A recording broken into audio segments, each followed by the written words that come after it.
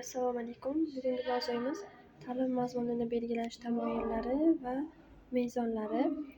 Buni rejalarini ko'rib chiqadigan bo'lsak, ta'lim mazmunini belgilash tamoyillari, ta'lim mazmunini belgilash mezonlari bo'yicha bugungi mavzuimizni ko'rib chiqamiz. Va bunday tayanch tushunchalar bu tamoyil, ta'lim maqsadi, uni mazmuni, fundamentlashtirish, insonparvarlashtirish, strukturalash, tizimlilik, pedagogik jarayon, ko'nikma va texnologiya kabi tushunchalarni bilib olishimiz mumkin.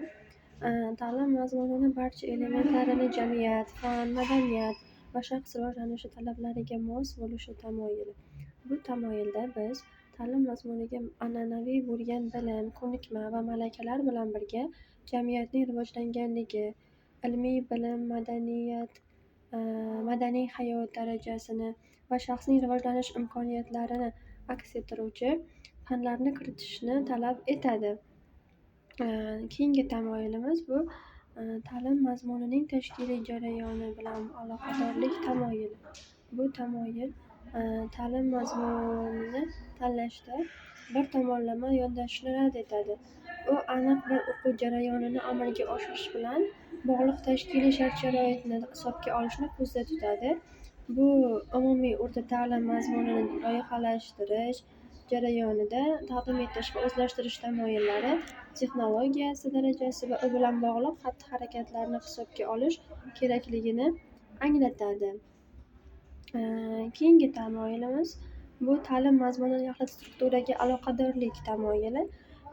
Ya'ni bunda bu tamoyil ta'lim mazmunini turli bosqichlarida nazariy bilimlarni berilishi, o'quv fani, o'quv materiali, pedagogik faoliyat, o'quvchi shaxsi kabi komponentlarni o'zaro mosligini ko'zda tutgan holda bu tamoyil olib boriladi.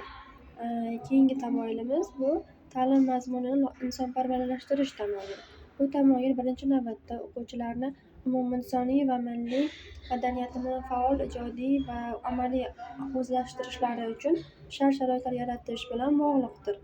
Buning uchun insonparvar g'oyalar umumiy ta'lim mazmuniga singdirilishi kerak.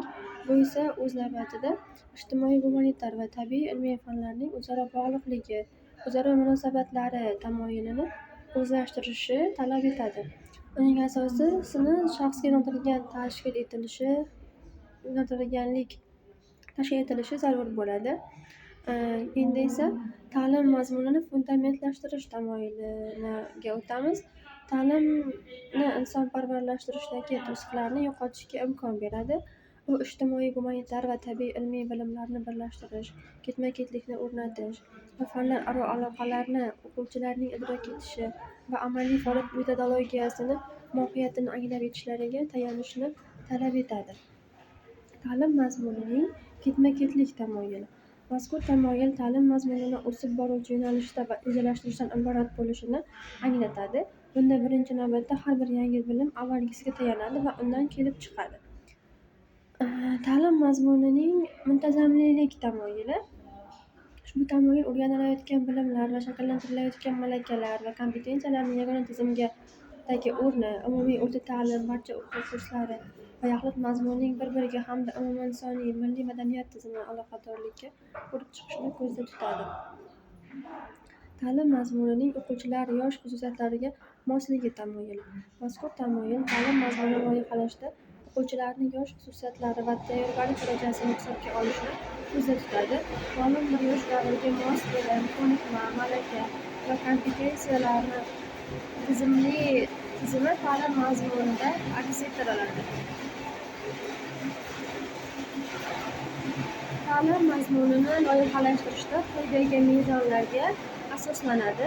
Ta'lim mazmunini mustaqil fikr yuritish va aql-iste'mol madaniyatini shakllantirish ehtiyojiga muvofiq loyihalashtirish, ta'lim mazmunini aniq ilmiy va amaliy ahamiyat kasb etishi, ta'lim mazmunini murakkablik darajasini hisobga olish, o'quvchilar imkoniyatlarini mavjud o'quv dasturlariga mosligi, ta'lim hajmini uni o'zgarishga ajratadigan vaqtga mosligi, ta'lim muassasalari moddiy-texnik bazasini zamonaviy talablarga javob berishi, ta'lim mazmunini loyihalashda ilg'or xorijiy tajribalarni hisobga olgan holda ta'lim mazmunini loyihalashtirishda xuddi shu aytib o'tgan mezonlarimizga asoslangan holda amalga oshirib boriladi.